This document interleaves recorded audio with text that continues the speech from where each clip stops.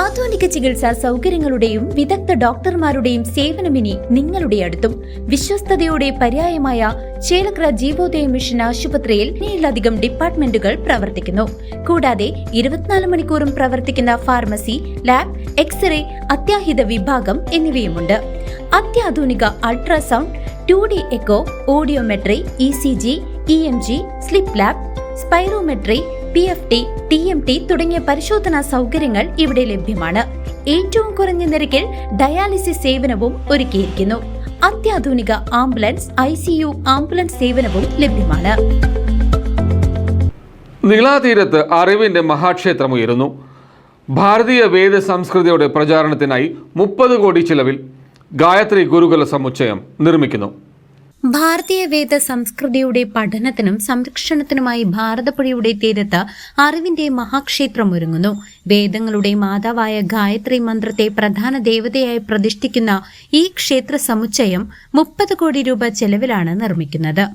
പാലക്കാട് ജില്ലയിലെ ഷൊർണൂർ കവളപ്പാറ നീലിമല ഭഗവതി കുന്നിലെ 4 ഏക്കർ ഭൂമിയിലാണ് വേദശാസ്ത്ര പ്രചാരകരായ ഗായത്രി ഗുരുകുലം ട്രസ്റ്റിന്റെ നേതൃത്വത്തിൽ ഈ സംരംഭം നടപ്പിലാക്കുന്നത്.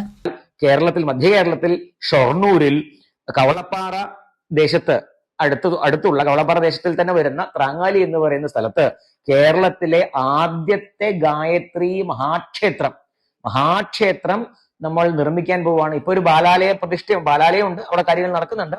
മാത്രമല്ല ഈ ഭൂമിയിൽ നീലാമലക്കുന്ന് എന്നാണ് പറയുക. അപ്പൊ നീലാമലക്കുന്ന് എന്ന് പറഞ്ഞാൽ ഭഗവതി കുന്ന് തന്നെയാണ്. അപ്പൊ ഈ നീലാമലക്കുന്നിൽ നമ്മൾ കഴിഞ്ഞ മുമ്പത്തെ വർഷം 24 ലക്ഷം, ഗായത്രി എന്ന് പറഞ്ഞ 24 24 ലക്ഷം ഒരു ഗായത്രി ഹോമിച്ചു. ആ ഭൂമിയിൽ ഗായത്രിക്ക് ഒരു മഹാക്ഷേത്രം വരാൻ പോവുകയാണ്. ആ മഹാക്ഷേത്രത്തിൽ ദക്ഷിണാമൂർത്തി ആവട്ടെ, വ്യാസനാവട്ടെ, ഗണപതി തുടങ്ങിയിട്ടുള്ള ഉപദേവതകളും ഉണ്ടായിരിക്കും.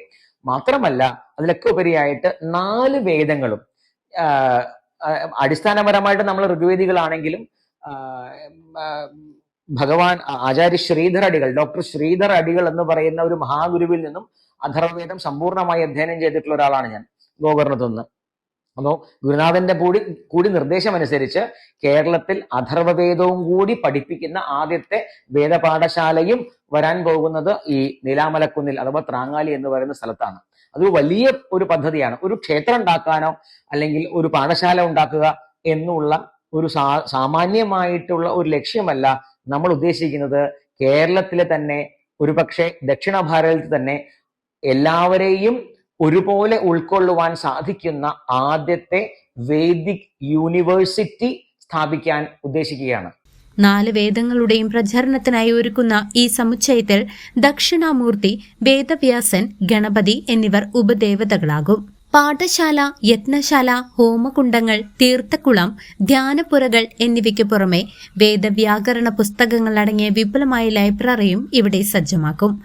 അയോധ്യയിലെ രാംലല്ലയുടെ ശില്പി അരുൺ യോഗിരാജാണ് ഗായത്രി വിഗ്രഹം നിർമ്മിക്കുന്നത്. ജാതിമത ഭേദമന്യേ എല്ലാവർക്കും വേദപഠനം സാധ്യമാക്കുന്ന ഒരു വേദ സർവകലാശാലയായി ഇതിനെ മാറ്റുകയാണ് ലക്ഷ്യമെന്ന് ഭാരവാഹികൾ അറിയിച്ചു. ഫേസ് 1, ഫേസ് 2, ഫേസ് 3 അങ്ങനെ നമ്മൾ 3 ഫേസ് ആയിട്ടാണ് നമ്മൾ കാണുന്നത്.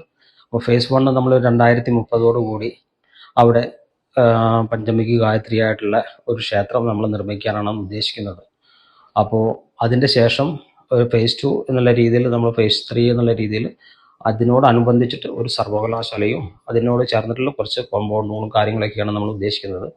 തീർച്ചയായിട്ടും ഇതിൻ്റെ ഒരു പ്രവർത്തനം എന്ന് പറഞ്ഞു കഴിഞ്ഞാൽ അറിയാലോ, നമ്മൾ പഠിതാക്കളെ അടുത്തു നിന്നൊക്കെ നമ്മൾ സ്വരൂപിച്ച് പണം കൊണ്ടാണ് നമ്മൾ ഇങ്ങനെ ഒരു ഭൂമി നമ്മൾ ഇവിടെ മേടിച്ചെടുത്തത്. അടുത്തത് നമ്മൾ ഒരുപാട് മുന്നോട്ടേക്ക് പോകേണ്ടതുണ്ട്. കാരണം ഇതൊരു വെറും ഒരു ക്ഷേത്രം എന്നുള്ളൊരു സങ്കല്പം മാത്രമല്ല. ഇപ്പോൾ പലരും ചോദിക്കാറുണ്ട്, ഇത്രയും ക്ഷേത്രം ഉണ്ടാവുന്ന സമയത്ത് വേറെ എന്തിനാ ഒരു ക്ഷേത്രം എന്നുള്ള രീതിയിൽ. ഇതൊരു ക്ഷേത്രം മാത്രമല്ല, ഈ ഒരു കേരളത്തിൻ്റെ ഒരു മധ്യ ഭാഗത്ത് നിൽക്കുന്ന ഒരു സ്ഥലം കൂടിയാണ്. അതിൻ്റെതായ ഒരു പ്രത്യേകത ഉണ്ട്. അതുമാത്രമല്ല, ഈ ദക്ഷിണേന്ത്യയിൽ തന്നെ ഒരു പഞ്ചമുഖിയായിട്ടുള്ള ഒരു ഗായത്രി ക്ഷേത്രം എവിടെയും കണ്ടുവന്നിട്ടില്ല. അപ്പോൾ ഇതിന് അത്രത്തോളം പ്രാധാന്യം ഈ ഒരു ഭൂമിക്കുമുണ്ട്, അതേപോലെ തന്നെ ഈ വരുന്ന പ്രതിഷ്ഠയ്ക്കുമുണ്ട്. News desk CCV.